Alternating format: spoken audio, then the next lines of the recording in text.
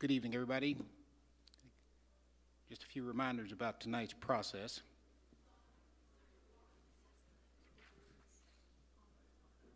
Okay, thank you. Arizona will be escorted to this room, and we'll have them on the dais for as many questions as possible. We'll have Coach Lloyd open the session with general comments about the game. If you'd like to ask a question, we remind you to raise your hand and let us deliver to you a wireless microphone. Please state your name, your affiliation, and designate who you would like to answer your question directly into the microphone, as we have ASAP Sports transcribing the press conference remotely. Quotes and other media materials will be available in the media Dropbox on Big12Sports.com. The locker rooms are open for up to 30 minutes. Once the cooling off period ends tonight, Arizona has a 5-minute cooling off period and Houston has 15 minutes. Also, as a reminder, if you'd like a security escort to your vehicle in the parking garage tonight, please notify the guest services staff at the entrance to the media workroom, or the security guard at the media entrance on Oak Street.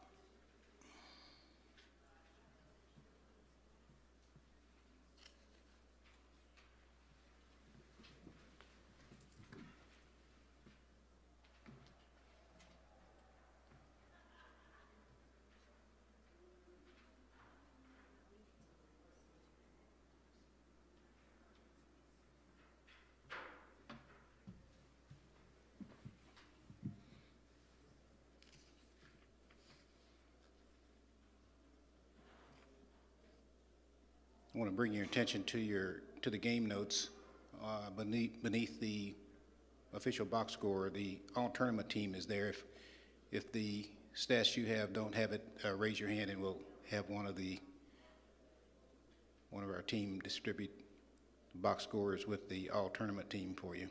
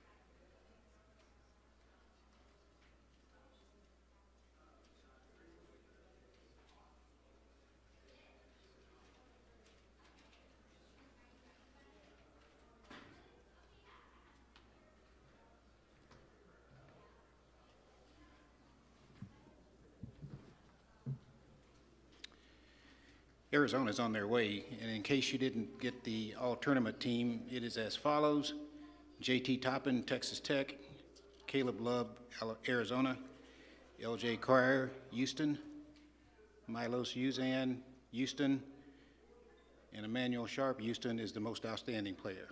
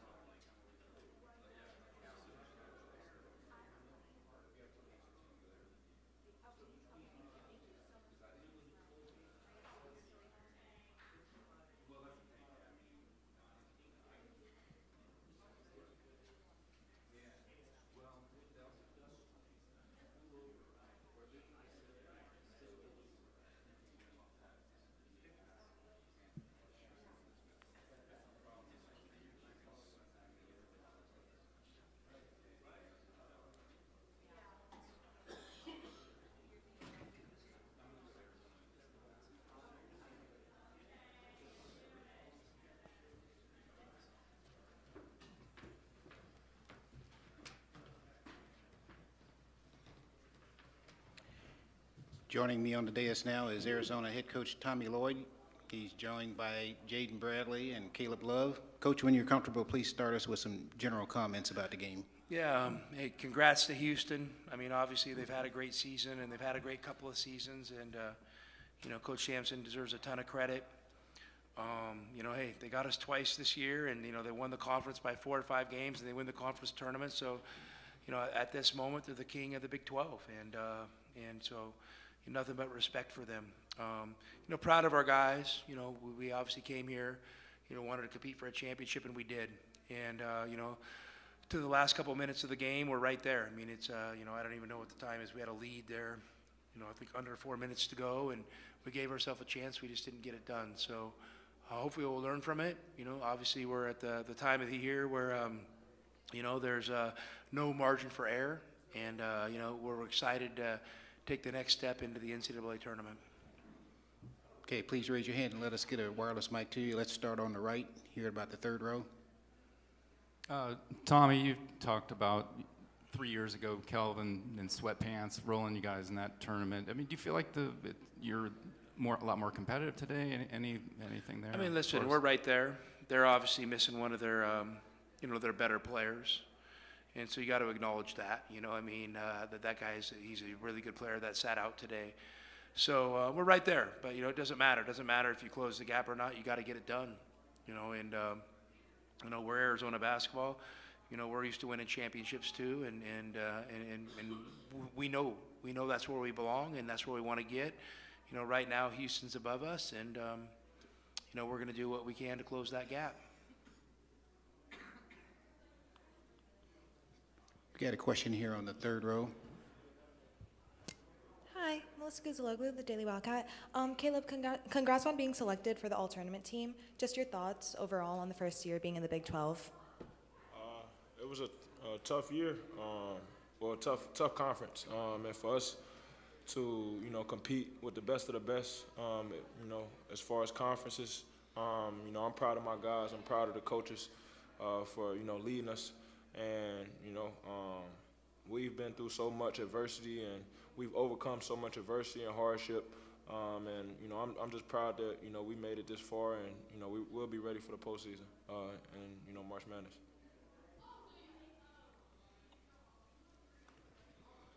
Got another one here on the right. Thanks. Caleb and Jaden, both you guys, just kind of how would you describe the last, you know, 4 or 5 minutes there when it just got a little bit, you know, they just just got enough there? You know, it was kind of just a lot of ISO ball on their end on offense, and you know, we decided to, you know, just, you know, play one-on-one, and you know, that's something that we got to get better at, looking at film and, you know, knowing tendencies of, you know, guys, certain moves and things like that. And then on offense, you know, that's, you know, me and JB, we got to own, you know, those 2 turnovers that we had in the clutch. Coach, you know, put a lot of, you know, confidence into us, and a lot of responsibility, putting the ball in our hands in those moments, and you know, we got to deliver, and we'll own it, and we'll be better for it. Did you want Jaden to answer that as well? Yeah, like what C Love said, like we got to own those turnovers at the end. We got to do a better job of, you know, getting stops when needed at the end of the games, and you know, those 50-50 balls, I feel like, you know, they were getting tip outs, and that's something we worked on and we really didn't do a good job of. So, you know, just following the game plan. Let's go here on the left, Blair.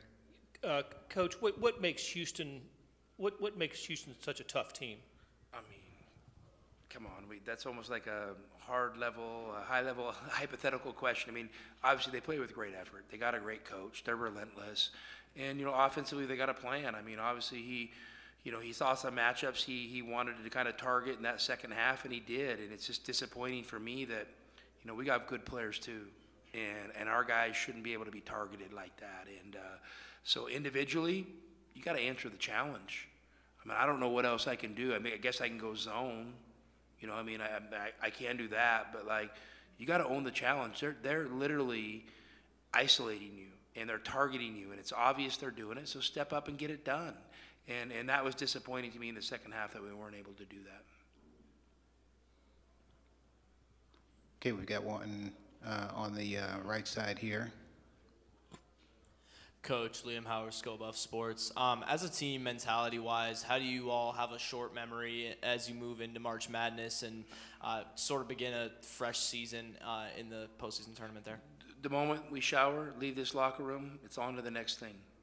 We're excited to be participating in the NCAA tournament. I mean, it's an honor. It's something you should never take for granted. It's really hard to do. You know, we're proud we were able to compete for a conference championship today. We just want to get it done.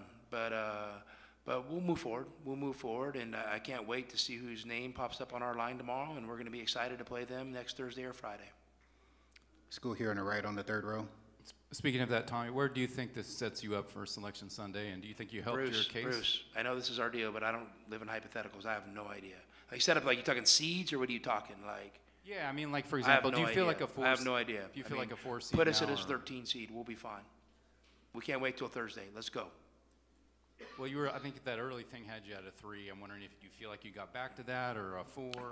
I'll let you speculate on that. Whatever they give us, I'm ready. Any other questions?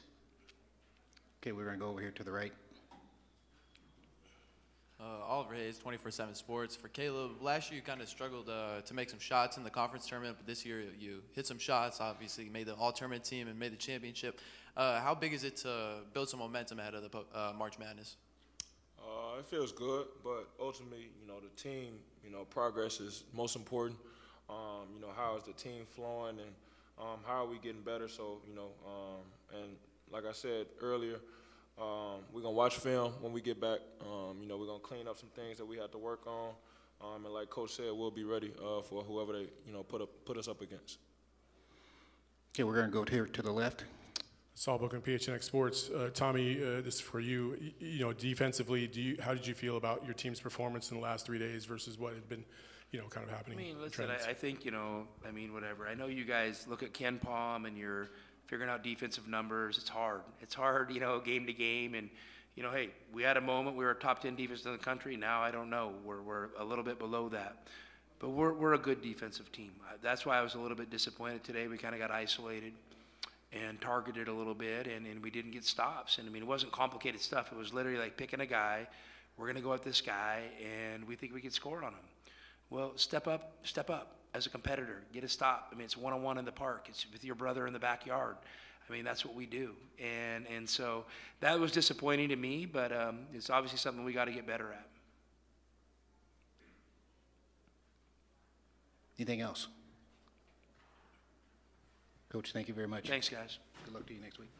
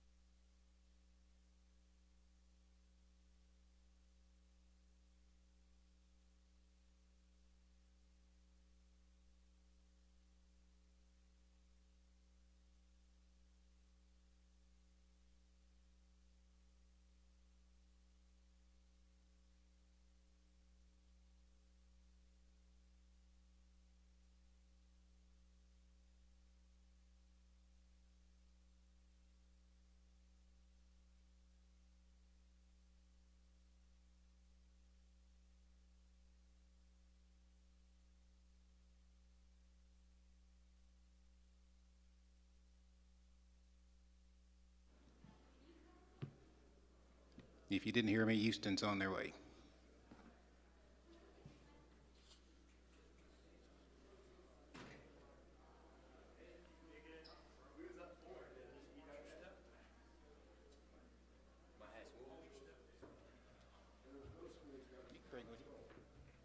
You don't want it to ring? Nah, I don't. Congratulations, Coach. Joining me on the dais now is Houston head coach Kelvin Sampson, along with Milos Uzan and Emmanuel Sharp. Coach, congratulations. When you're comfortable, please give us some opening comments about the game. Now we can talk about Arizona. Well, first of all, congratulations to Tommy, his staff, and his team. I thought they had a great plan. The first half, they had us on our heels a little bit. But once we got to halftime and kind of got reorganized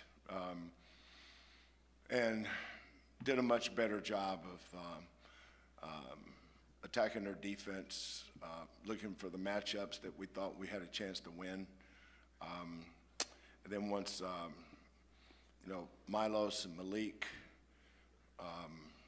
Emmanuel and LJ, they're our best shot makers. You know, the difference, the thing about not having Jaywan Roberts, he's our best scoring big. So we didn't have him to throw it to. We couldn't throw it inside. So, we weren't going to manufacture a lot of shots in the paint unless the ball was driven into the paint. But, Visar is such an excellent pick-and-roll defender.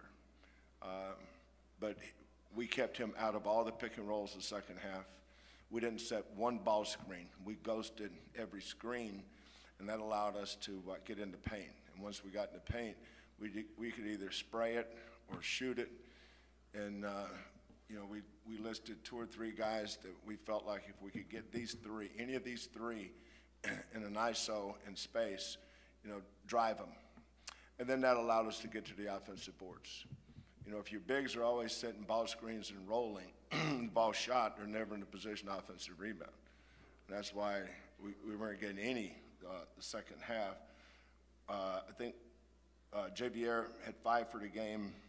Malik had 2.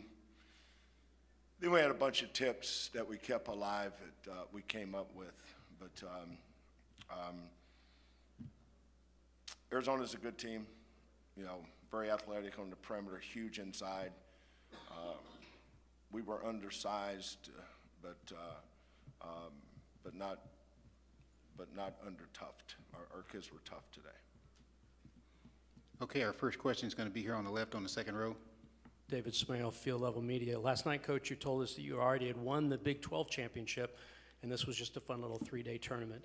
How important is it to validate with this tournament? Well, that kind of sounds a little too trivial.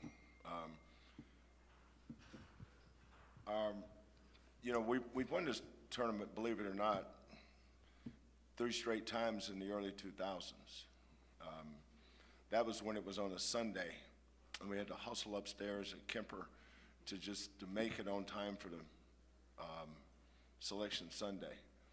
I remember standing outside one of those suites talking to Keith Langford and his mother while they were announcing our name.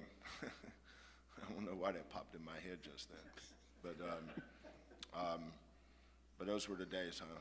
The Saturday thing makes a lot more sense. But I think the thing and this is why they should always keep this tournament in Kansas City, is the forerunner to the Big 12 was the Big 8. And I know that I'm the only guy coaching still that was a head coach in the Big 8. I think I was a head coach in the Big 8 for 3 years. My first year was 94, 95, 95, 96, 96, 97. I can't remember the first year of the Big 12. But Eddie Sutton, Danny Nee, Norm Stewart, old Hearns Arena. I don't even know the name of the new one.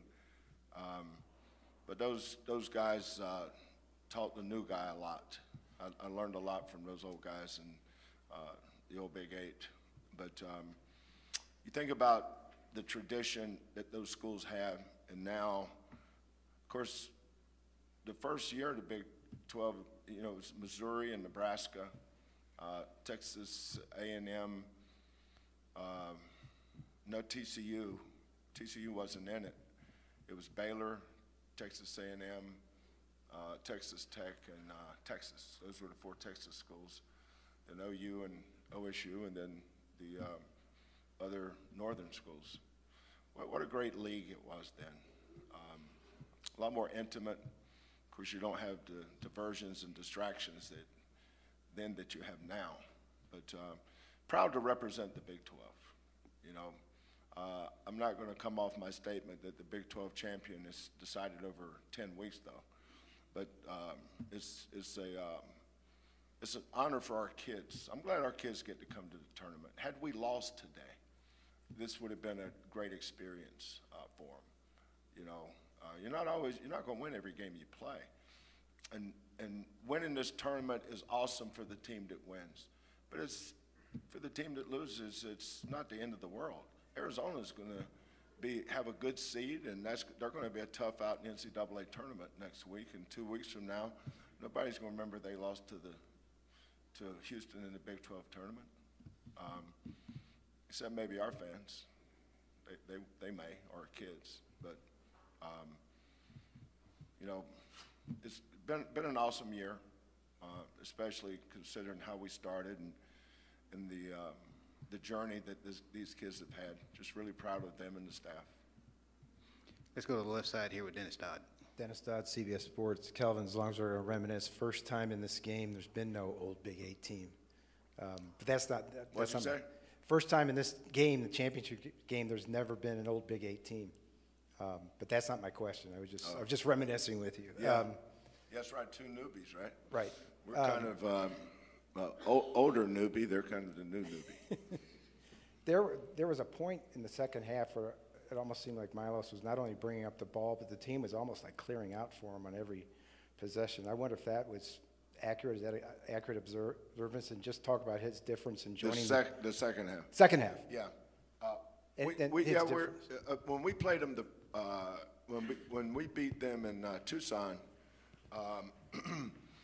you know, we had a clear game plan going in, and it was awesome. Worked. We got L open for some threes. Emmanuel had been out for about 10 days. He missed some games, and that was his first game back. I think he was 0 for 7. But we have this series we call Push, our Push series. We do a couple of things out of it, and Milos he's the best ambidextrous point guard and pick and roll that I've had. I've had some that was probably better going right, and maybe a left-hander I've had. I can't remember. I don't think I've ever had a left-hander. But he goes left and right equally good. So if you jump up and push him to his left, there's no difference in that and his right. But Arizona did a really good job with the game plan. So what we did at halftime was we stayed away from any big pick and roll. Visar was too good at it. Waka's size. What we did was instead of set the screen, we ghosted the screen. And by ghosting the screen, that allowed us to turn the corner and get downhill without anybody in front of us. A regular pick and roll, at their place, they drop coverage, right, Milos? They were in drop coverage, so we got downhill because of where they put their big. Here they put him at the line of scrimmage, and we couldn't turn the corner because they're so huge and agile. Visar and Awaka, both really good athletes. So the second half, we didn't set screens with our 5s. We set screens with our guards. And then once we set the screen, we call them ghosts, where you saw the screen, then you slip out, and now we can get downhill behind it. Our kids are good one-on-one players. You know, there's a lot of old school people that think offense should look like it did when Pete Carrill was the coach. Back cuts and pin downs, and you score off of an action. You know, I'd like to introduce LeBron James and James Harden and Kevin Durant and basketball today. we recruit guys that can play one-on-one basketball. A lot of these defenses are designed to stop you. So if you can get a good one-on-one player in space, you can get a good shot. And a good shot's a good shot. We took a lot of good shots the second half. Let's go on the right side, about halfway back. For Milo San Emmanuel, Leo Rivera with Scobo Sports. What can you say about the bonds and relationships of this group, and how does that make you guys different from other teams in the NCAA tournament? Yeah, I mean, I came from a different type of culture, so I was able to see two sides of it, and Houston's culture is so real. The brotherhood here is top tier. What we go through during the summer, I feel like it just brings us together even more. So, yeah, I mean, I'm just super excited and glad we were able to pull through with this one. Yeah, same thing. Just the amount of time we spend with each other every day in the gym, you know, outside of the gym. You know, it's kind of hard not to be close with them, you know, and that's what makes us such a good team, you know, along with the coaches and the coaching staff and, you know, the work that we put in. When you bring all that together, you get Houston basketball, and, you know, it's a great feeling. Let's go on the right here with Blair. Blair Kirkhoff with the Kansas City Star. Is this team as well prepared as any team that you've had to go into the NCAA tournament? The team I had in 02, I thought could beat anybody in the country. We had just beat Kansas in Kemper, but we had beat Maryland that year by 15 or 18. And so those were the two teams on the other side of the bracket. And then Quantas, he tells it, but he had the worst sprained ankle I've seen, way worse than J1's. I mean, J1 could have played, Quantas could not. And that's when I realized that sometimes it's not how good you are, it's whether good fortune shines on you. It's like Bob Huggins had the best team in the country that year, and Kenyon Martin. I mean, what do? You know, I thought that team could win it. The year we went to the Final Four in 21, I didn't think that team could win it. We weren't. Baylor was better than us. You know, they were too good. I thought we could play with the other teams in the Final Four, but we couldn't beat Baylor. And 22, Bill's team won it. I don't think that's the best team Bill's ever had. So I thought we had a chance that year. Last year's team, when Arsenault tore his Achilles, just running down the floor against A&M, and then JoJo broke a bone in his foot, we still figured a way to win. But that's because we had the best player in the Big 12 in Jamal Shedd. And then, and I still thought we could get to the Final Four with that team. But obviously, UConn and Connecticut, UConn and Alabama, Purdue, those teams were so good, and Connecticut was special. But this team, you know, we've played Auburn and we played Alabama. I don't think we're better than either one of those teams. I think we can play with them. Okay, let's go on the right here on third row. Bruce Pasco, Arizona Daily Star. Kelvin, you guys 3 years ago, Arizona was ranked #1. You're being pretty good. I think Tommy's talked a lot about that game and how it kind of spurred him to want to build a tougher team. And I didn't know, from your perspective, you've seen them twice this year. Do they seem differently built, or the way they execute at all this year? They were #1 in the nation, or #1 seed. Excuse me, yeah, #1 seed. Yeah, they were #1 seed. Well, I thought that team was pretty tough. Ben Matherin, the best player we played against. But our team was tough too. So I don't know how to compare our team to other teams. That's for their coach to say. I think for us, our team is tough. I know Love is tough. Bradley's tough. KJ Lewis is tough. That Bisar kid's really good. He'll be a first-round draft choice. Awaka's tough. That's a tough team we played tonight. I don't know enough about their backstory like you guys do. I mean, I don't know a lot about them. I know Tommy's an outstanding coach, and he has a great staff too. But that's a good team. They get the right draw, they can play for a long time next week and the following week. Okay, any other questions? Okay, Coach, thank you very much. Good luck next week.